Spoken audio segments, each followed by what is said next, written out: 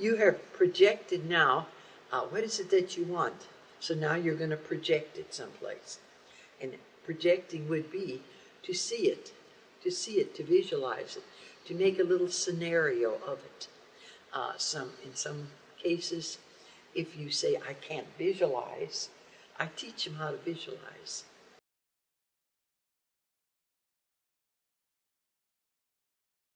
Now, do you think a lot of people do not get what they want out of life because they don't know what they want? This is true, yeah, yeah. Some people go with the tide, or they're limited on church dogma, that if you want something, it's the work of the devil, and you don't deserve it. A lot of it depends on what your background was, what culture you came from, what was your upbringing. And you have to spend maybe, like I said yesterday, from 1 to 7, you're subjected to your parents' concepts and things. From that point on, you have to make your, and then you go in and your peers. I mean, you know, that's important. When is it that you can really say, I want to be myself? And that's when you decide, what is it that you want? We're always influenced. That's a given. And so after you're influenced, what direction do you want to go? What's important to you? The second one is about projecting. And is projecting just a form of visualization? And Yes, you're projecting. You have projected now, what is it that you want? So now you're going to project it someplace. And projecting would be to see it, to visualize it, to make a little scenario of it. In some cases, if you say, I can't visualize, I teach them how to visualize. And that is just, I give them an orange, and I said, you see the orange, and then see the orange, okay, see the sun kissed on the orange. Now, close your eyes and see the orange. I said, that's as simple as it is. Because some say, I can't visualize, but you can. It's a mental thing. And so when you are projecting it, you are visualizing it. And visualizing it means putting it in a situation, like a car. You're sitting in the car. You smell, new car, color of the car, standing by the car. That's visualization. And you're always in that picture. it's all about expecting it. What does that really mean? Is it like, how do you expect something? How do I expect something? It's a given. You just know it's coming. Never doubt it. If something comes to your mind, and don't tell anybody, because when you tell people, they have a negative condemnation, and they say, what makes her think she's going to win that?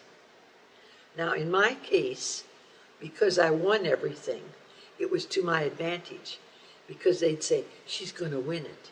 And so they gave me more energy. But if you are surrounded by negative people, then I would not tell anybody. I would keep it to myself, and I would expect it. I know it would come. And then if I got disappointed, and this is very common, I would say, no, there's no failure, there's a delay in results. And then continue to do that, because sometimes things that you are expecting take a little longer than you anticipated. Now, all of that makes a lot of sense, but a lot of people will still have that nagging doubt. They will say, I've tried it, but I'm not successful. I'm not getting what I want out of life. I'm still not a winner. What do you say to those people that have listened to everything you've just said, but then come back and say, I'm still not where I want. I'm still not getting what I want? Okay, what you shared with me, the one thing, when they say this, I'm trying to do this. I said, honey, you can try and try and try the rest of your life. That to me is negative. What you take try out of your vocabulary, it's coming, and that's it. Trying means you keep on trying. That's negative. I never try, I do something. Somebody that is just learning how to become a winner, how to use the system to get what they want, would you recommend that they start with smaller, easier contests? Does that even exist? Is there, how do you recommend you get started with this? Especially if you have not been a winner before. Okay. It all depends on the individual. If they think small, then they get small things. And if this makes you feel comfortable, then start out. I started out with an outboard motor. That was the thing. Then I went back to just bicycles and roller skates and footballs and little stuff that made the kids happy. And then all of a sudden, when we had a decision, let's project for somebody to pay for our vacation every year. So we never paid for our vacation. So we went to dude ranches, to New York, to Europe, to Disney World twice. And so those were leading up to it. Well, then as you win, I guess you'd say you get more confidence. So if the individual feels like, hey, that sounds overwhelming, I think I'm just going to project for something small, then do it. And then build up to it. Every person is different. And so that's what you do. I mean, my husband wanted an outboard motor. And that was the first thing that I thought of. Okay, we'll win it for him. And you have also mentioned earlier today the law of attraction, which is very similar or identical to the system that you talked about a long time ago. Is there a difference between the law of attraction? Is there something specific that people should do to activate it, or is it everything that you already mentioned in your 4-step process? I don't think it's anything new or anything different. The law of attraction is desire. The minute that you desire something, what you're doing, you're conjuring up energy. And then you're projecting out energy. And so it's not a big secret, but many people don't realize how powerful thinking is. Oigan, entonces en este clip Helena nos enseñó de una forma súper simple cómo lograr visualizar de forma vívida un objeto, en este caso una naranja. Este ejercicio seguro va a ser muy útil para aquellas personas que se les dificulta imaginar o proyectar imágenes mentales.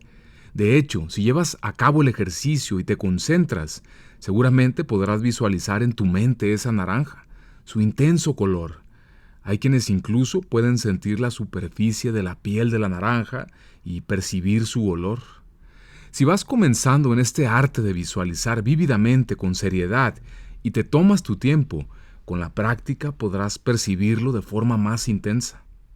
Otra de las cosas que considero importante de las que nos habló Helena en este clip es sobre el hecho de guardar para nosotros nuestros objetivos y no contarlos a las demás personas que pudieran de alguna forma emitir juicios negativos que puedan llegar a afectar el proceso de manifestación. También le encuentro sentido a esto que sugiere hacer a las personas que tienden a abrumarse o a desesperarse por querer objetivar cosas grandes.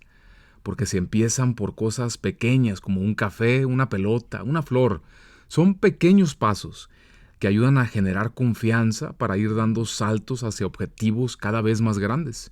Y eso, sin duda, ayuda a incrementar la fe. Entonces, espero que estos tips que nos compartió la señora Hatzel te sean de utilidad y que ayuden a mejorar tu proceso de visualización, que te ayuden a despejar cualquier duda y que sepas que aquello que ya proyectaste y sentiste ya existe y que solo está en proceso de manifestarse en tu mundo tridimensional. Así que, sin más, desde Domina tu Mente nos vemos en el próximo videoprograma. ¡Hasta pronto!